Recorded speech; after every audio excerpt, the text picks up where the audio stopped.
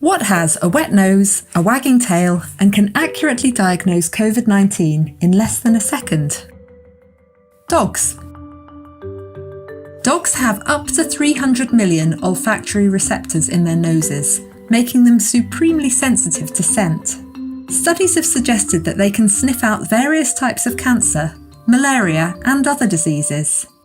Now, various countries are investigating whether dogs could be used to detect people who are infected with coronavirus.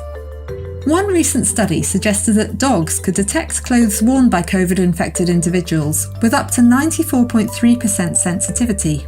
This means they could correctly identify 94 out of every 100 infected people.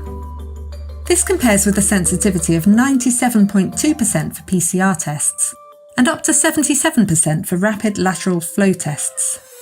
The dogs are trained to indicate when they've found the target scent by using their own unique tell sign.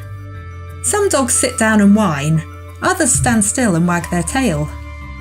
They are rewarded with an edible treat or toy for correctly indicating a positive sample or correctly ignoring a negative one. We don't yet know if the dogs are detecting the scent of the virus itself or changes it triggers in our bodies when we are infected. Although dogs are still not as accurate as PCR tests, they have the advantage of speed. It takes dogs less than a second to detect coronavirus infections. They could be used at airports to rapidly screen disembarking passengers, like trained sniffer dogs already do. Anyone identified as COVID-19 positive would then be asked to take a confirmatory PCR test and to quarantine while waiting for the results.